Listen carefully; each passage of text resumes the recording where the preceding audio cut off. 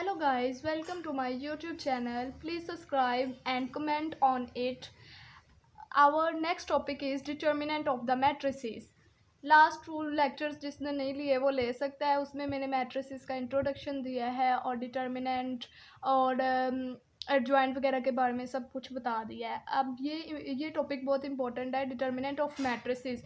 पहले हमने जो किया है वो 2x2 ऑर्डर का था मैट्रिक्स। अब हम इसमें मैट्रिक्स 3 n जो है ग्रेटर दैन इक्वल टू 3 ले सकते हैं, यानी कि 3 रोज़ 3 कॉलम्स 4 5 जितना मर्ज़ी ले सकते हैं। इनका डिटर्मिनेंट कैसे फाइंड करेंगे वो देखते हैं इस टॉपिक में। The determinant of the matrix n is greater than equal to 3 if n is equal to 3। अगर n इक्वल टू 3 है तो इसका मतलब क्या है कि 3 रोज़ 3 कॉलम्स हैं। n 4 भी हो सकता है, 5 भी हो सकता है, कुछ भी हो सकता है। हमने अभी 3 के लिहाज से करना है, ठीक है। डिटर्मिनेंट को हमें पता है इससे रिप्रेजेंट करते हैं, और ये डिटर्मिनेंट को शो करने के लिए हम ऐसे 2 1 a 3 1 2 2 a 3 2 a 3 3 a 2 3 a 1 3। ये तो आपको पता है कि फर्स्ट रो है, फर्स्ट कॉलम है, फर्स्ट रो है, सेकंड कॉलम है, फर्स्ट रो है, थर्ड कॉलम है, एज इट इज़ चलता जाएगा। अब जब 3 ऑर्डर का मैट्रिक्स आ जाए उसमें हम डिटर्मिनेंट कैसे फाइंड करेंगे, उसके लिए हमें माइनर ऑफ एन एलिमेंट का पता होना चाहिए। अब माइनर क्या है? Minor represent by MIJ। M से शो करते हैं माइनर को, और आई रोज़ को रिप्रेजेंट करता है, जे कॉलम्स को डिनोट करता है। M2/2 का मतलब क्या है? Second row is neglect and second column is neglect. Minor का मतलब होता क्या है? उसका मतलब है कि अगर हम सेकंड M22 है, M23 कुछ भी आ सकता है, जैसे फर्स्ट रो फर्स्ट कॉलम आ सकता है, 1 भी आ सकता है, 1 2 भी आ सकता है, 1 3 भी, 2 1 भी, 2 2, ये सारा। अब आपको ये भी लिख सकते हैं क्वेश्चन में कि M22 फाइंड करें। Minor of the matrix A2 second row second column, तो वो आप इजीली फाइंड कर सकेंगे जब मैं आपको अभी समझाऊंगी। अब आगे देखिए, ए मैट्रिक्स है, ठीक है। ए मैट्रिक्स में हमें माइनर ऑफ 2 फाइंड करना है, तो इसका मतलब है सेकंड रो और सेकंड कॉलम को निगलेक्ट कर देना है। हमें पता है ये फर्स्ट रो है, ये सेकंड रो है, ये थर्ड रो है, ये फर्स्ट कॉलम है, ये सेकंड कॉलम है, ये थर्ड कॉलम है। अब ये सेकंड रो और सेकंड कॉलम को निगलेक्ट करना है, तो कैसे करेंगे? M2/2 का मतलब है सेकंड रो भी चले जाएगी, सेकंड रो भी चले जाएगा और सेकंड कॉलम भी। तो क्या बचेगा? 3 5 9 11। तो ये हो जाएगा माइनर ऑफ 2/2, यानी 2 रोज का और 2 कॉलम्स को शो कर रहा है। इसको डिटर्मिनेंट से शो करते हैं। It's determinant is the minor of A12। इट्स डिटर्मिनेंट is minor of A1 2 1 2 2। Second row, हमने सेकेंड रो और सेकेंड कॉलम किया है ना, तो इसको हम ऐसे शो करेंगे, माइनर को हम ऐसे शो करेंगे। अब हम अगर फर्स्ट रो लेते हैं और फर्स्ट कॉलम लेते हैं तो किसको निगलेक्ट करना पड़ेगा?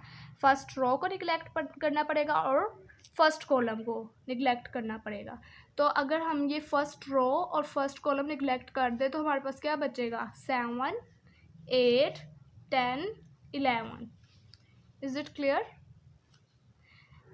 हम यहाँ ना एक दफ़ा फिर लिख लेते हैं क्लियर करके। 4 5 6 7 8 9 10 11, ये मैट्रिक्स है। अब अगर हमने इसका माइनर ऑफ 1 2 लिखना है कि क्या होगा? फर्स्ट मीन रो, फर्स्ट रो, सेकंड कॉलम को निगलेक्ट कर देंगे तो कौन कौन से एलिमेंट्स बच गए? 4 5 10 11। तो ये इसका माइनर होगा 4 5 10 11। As it is first row third column, first row third column को निगलेक्ट कर देंगे, 4 7 5 8 4 7 5 8 बच गया। इसी तरह सेकंड रो को, अब सेकंड कौन सी रो होती है? ये वाली। अब इसको निगलेक्ट करना है, ठीक है।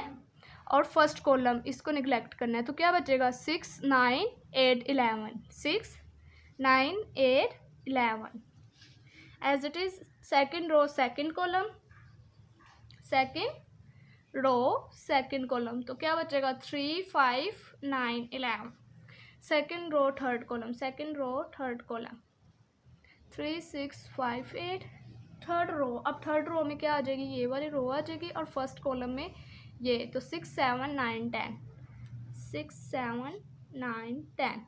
अब third row second column, third row ये हो जाएगी, सेकंड कॉलम ये हो जाएगा, तो 3 4 9 10, 3 4 9 10 एज इट इज़। 3 इंटू 3 3, अब थर्ड रो और थर्ड कॉलम, तो 3 6 4 7। ये क्या हो गए, माइनर्स हो गए। हम माइनर ऑफ एलिमेंट ऐसे फाइंड करते हैं।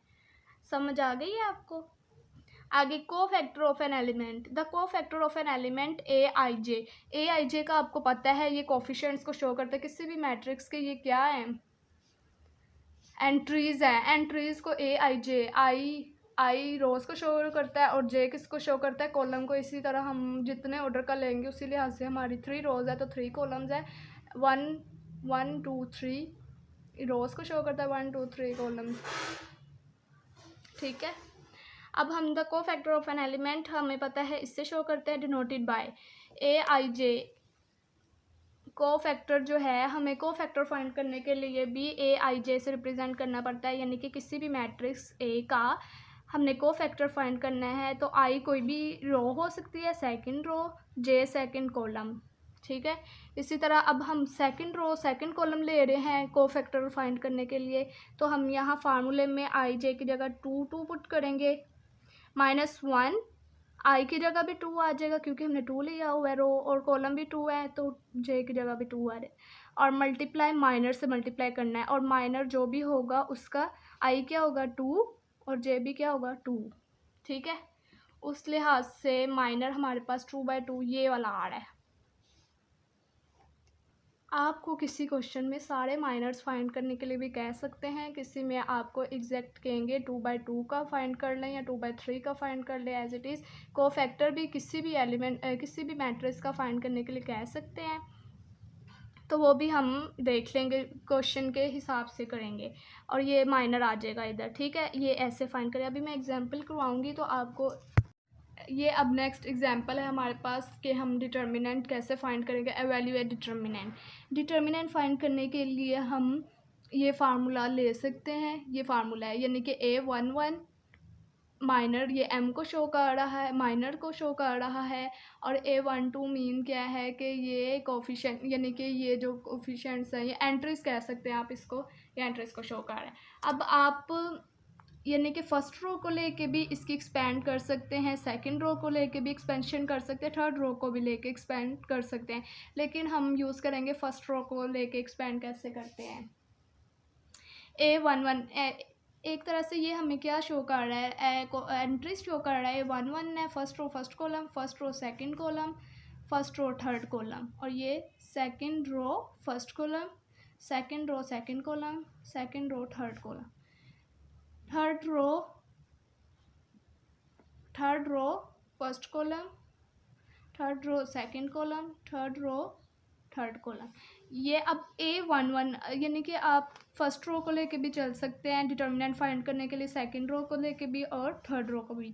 अब A11 क्या है हमारे पास 1 है। ठीक है, 1 आ गया। और माइनर ऑफ 1 1 कैसे फाइंड करना है, यानी कि फर्स्ट रो को निगलेक्ट करना है और फर्स्ट कॉलम को।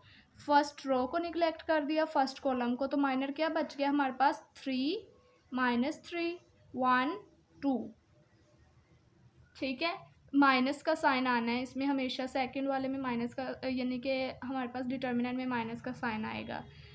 अब 1 2 हमारे पास क्या है -2, और 1 का मतलब फर्स्ट रो और सेकंड कॉलम को निगलेक्ट करना है। फर्स्ट रो ये है, फर्स्ट रो ये है, सेकंड कॉलम ये है, तो हमारे पास क्या आएगा -2 4 1 2 प्लस A13 क्या है हमारे पास 3 और one row third column, first row है, थर्ड कॉलम को निगलेक्ट करना है, तो -2 4 3 -3। अब आगे हम फाइंड कर सकते हैं इजीली डिटर्मिनेंट। ये आपको मैंने डिटर्मिनेंट फाइंड करना बताया हुआ है, अगर आपने नहीं देखा तो आप मेरे पिछले लेक्चर्स देख सकते हैं। अब डिटर्मिनेंट फाइंड करने के लिए हमें 3 को 2 से मल्टीप्लाई करना, -3 को 1 से, तो क्या आएगा 3 2 6 -3 1 3 -3, ठीक है। माइनस माइनस माइनस प्लस हो जाएगा 2 -2 2 4 -4 -4 1 4 +3 2 3 6 माइनस माइनस प्लस हो जाएगा -4 3 12। उसके बाद माइनस माइनस प्लस 3 और 6 9 9 1 9 +4 4 8 -8 -8 2 -16 +3 -6। तो ये क्या आ जाएगा हमारे पास आंसर 9 -16 -18, आंसर आ जाएगा हमारे पास -25। ये हमारे पास डिटर्मिनेंट है, ठीक है। आगे अब आपको नेक्स्ट क्वेश्चन में आ सकता है कि कोफैक्टर्स, अगर हमने कोई क्वेश्चन आ सकता है कि कोफैक्टर फाइंड करके दिखाएं, या कोई आ सकता है कि हमें एवेलुएट करके दिखाएं डिटर्मिनेंट क्या होता है। तो वो अलग अलग तरीके से मेथड से आ सकते हैं क्वेश्चन, तो आपने घबराना नहीं है, इजीली हो जाएगा सॉल्व। अब कोफैक्टर का फार्मूला मैंने अभी आपको बताया है कि ये होता है, ठीक है। लेट्स पुट एक एग्जांपल लेते हैं। मैट्रिक्स 1 -2 4 -2 3 -3 3 1 2, ठीक है। इसका अगर हमने कोफैक्टर A12 फाइंड करना है, कोफैक्टर A12 फाइंड करना है, कैसे फाइंड करेंगे कोफैक्टर। अब ये मैंने फार्मूला बताया, ये I की जगह 1 आ जाएगा, J की जगह 2 आ जाएगा, 1 2 इक्वल -1 1 + 2 M1 2, ठीक है। इसके लिए -2 2 + 1 3 हो गया, -1 की पार्ट 3 क्या होता है -1 ही होता है।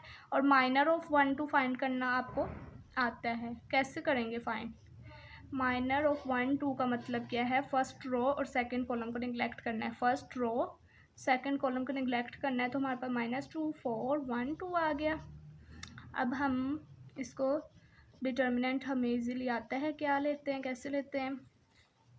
2 2 4 हो जाएगा, -4 -4 1 4, तो क्या हो गया -4 और -4 -8 माइनस माइनस प्लस 8 आ गया हमारे पास कोफैक्टर। नेक्स्ट हम नेक्स्ट वीडियो में शेयर करेंगे, और please subscribe and like my YouTube channels. If you have any problem ask in comments, I will resolve your all.